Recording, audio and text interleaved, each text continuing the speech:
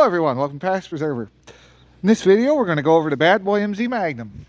I've had it for 45.9 hours now. And if you're watching this video, you're probably wondering if you ought to get one or spend a little bit more, a lot more in that case, for something bigger. Starting with the price, this ran me right around $4,600. That there, a new one of those, that's a 920M, would be about 12 grand.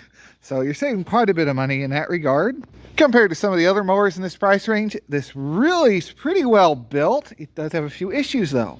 We're going to start off with the first one, and that is this battery hold down is an awful design. It would go right here, and you have two long rods with hooks on the end of them and wing nuts up here.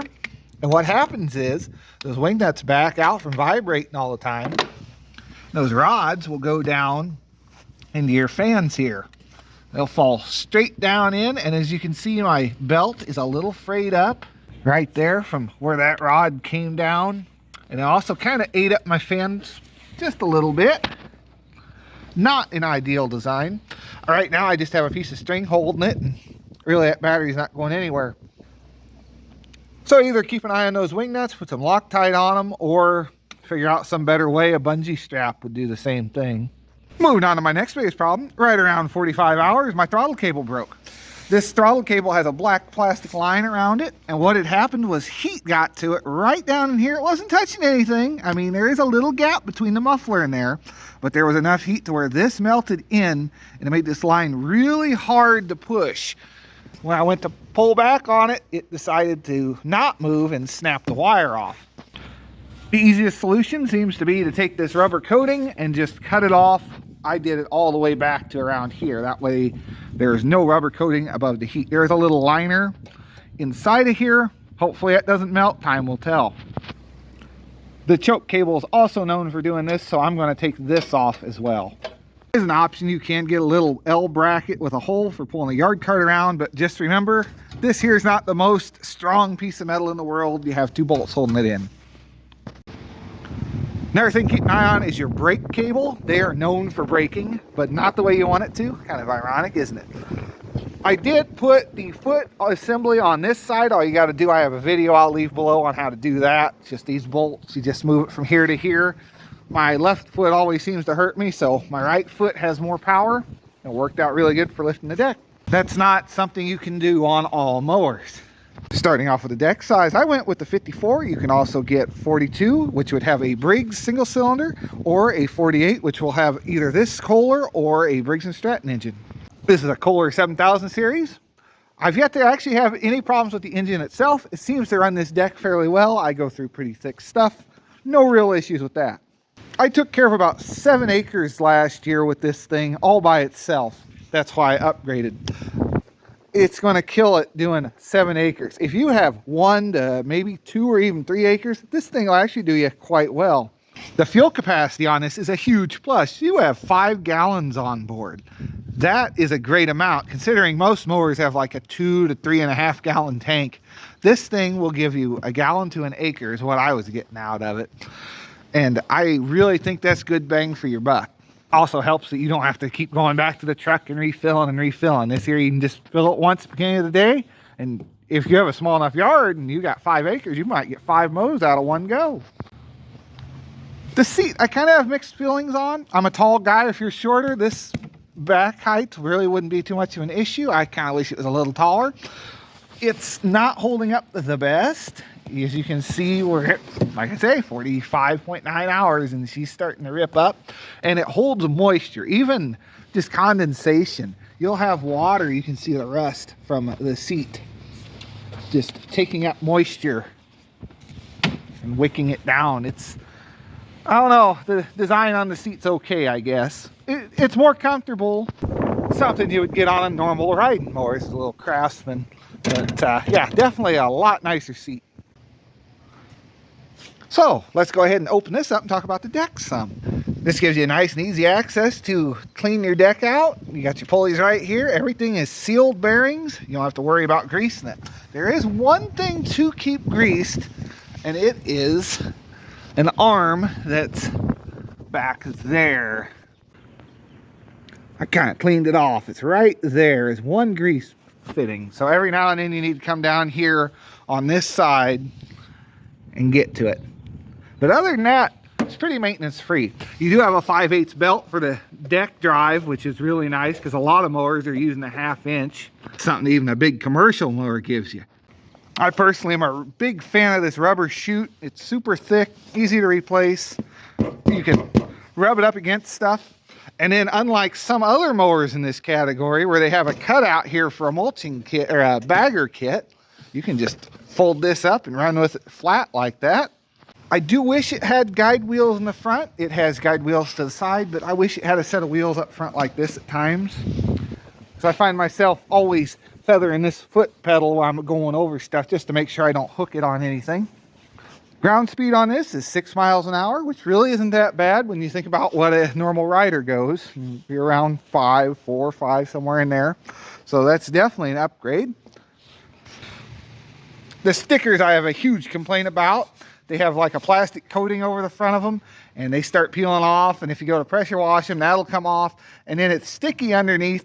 So all this stuff will just stick to it. And there's really no good way to keep it clean. These little stickers that come with it are really supposed to go on top of here. They were in the bag when I got it. Oh, make sure you aren't missing your cotter pin, because without it, if you get this thing stuck somewhere, you won't be able to pull this out. You have to pull it out and move that pin forward in order to disengage the hydros. Even though there's like a little circle with a notch on the side, you think there'd be a ball down there you could just pull out and latch it over. It don't work that way. So word of warning, make sure those are in there. Keep an eye on your belt tension. It's supposed to be around 60 pounds, 65 pounds with this nut here. I have a video kind of going over this a little bit better on how all the drive belt comes apart.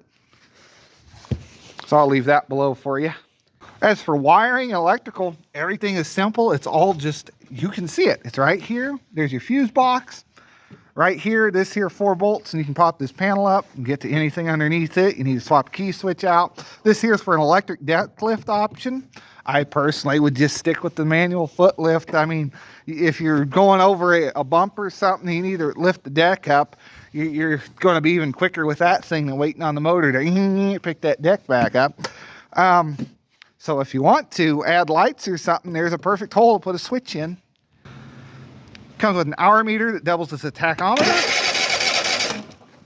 If it wanted to start, your choke is on this side, which some people really don't like, but personally I'm a fan of it because when you sit down, you can just put one hand here and the other hand over here, and you can just pull up on this, start her up, shut your choke off with the other hand, flick that down, bring that in, you're ready to go.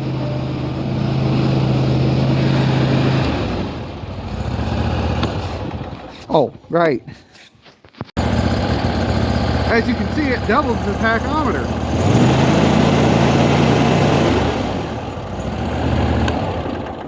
I'm really a fan of how the deck lift mechanism is. You push forward on this, you come over here, you have a little arrow, and you just twist this to where you want. Let's say I wanted it at 4 inches, set it to 4, and let off, and she'll stay at 4. Want it down to 2 inches, just do that, let off. She'll lower right down where you want it. The John Deere actually has the exact same setup on it, except it has a always up lock.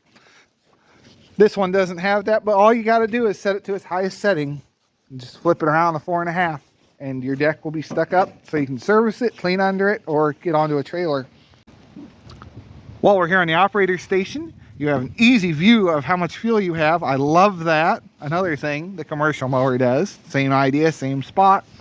You have a cell phone holder, which as big as phones are getting, and having a case around it, this almost needs to be widened a little bit because my phone with the case actually won't fit in here.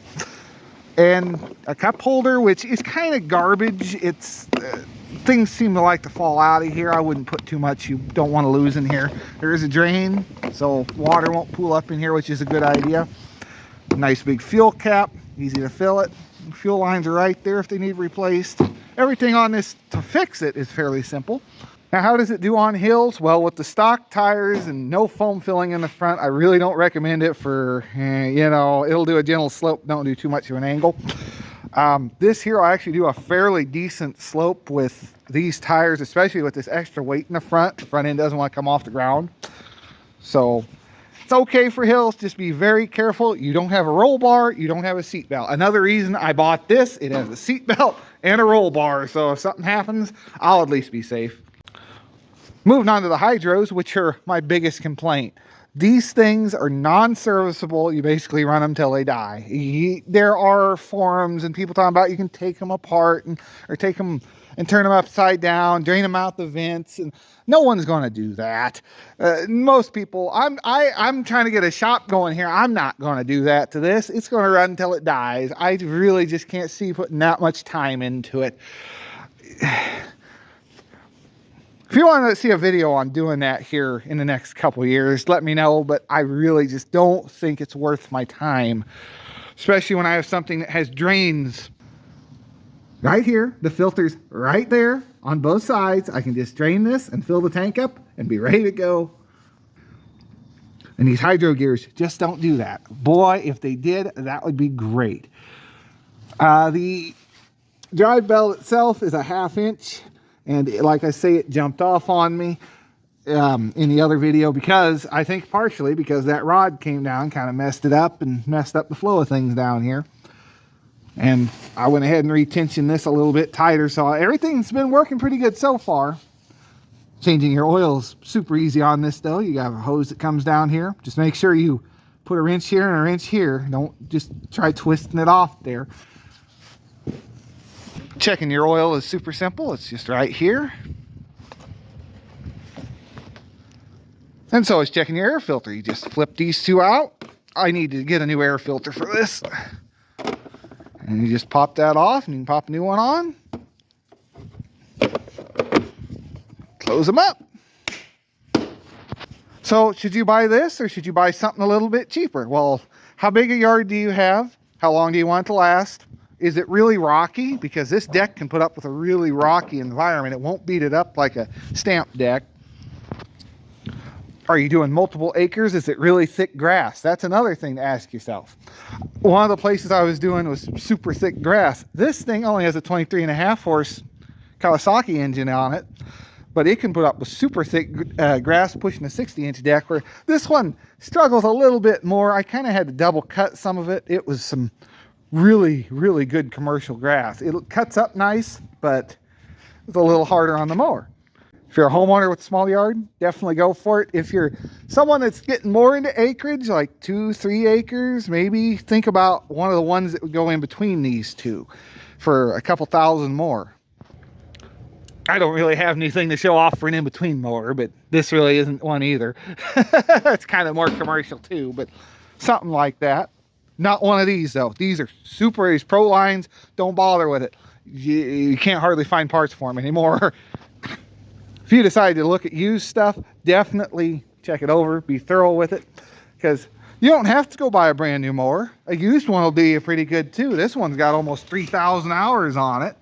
Yeah, 2831.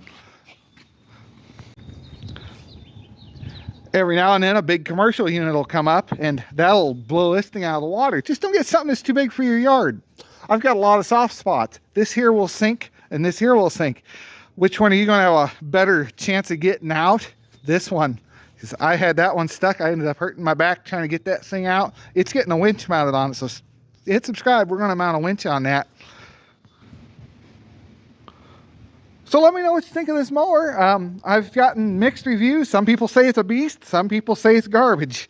I honestly, I don't think it's total garbage if you want to put a few little fixes into it. Like I say, the hydros are going to be the first things that die on this. I don't think the engine will. I think the engine's going to outlast the hydros.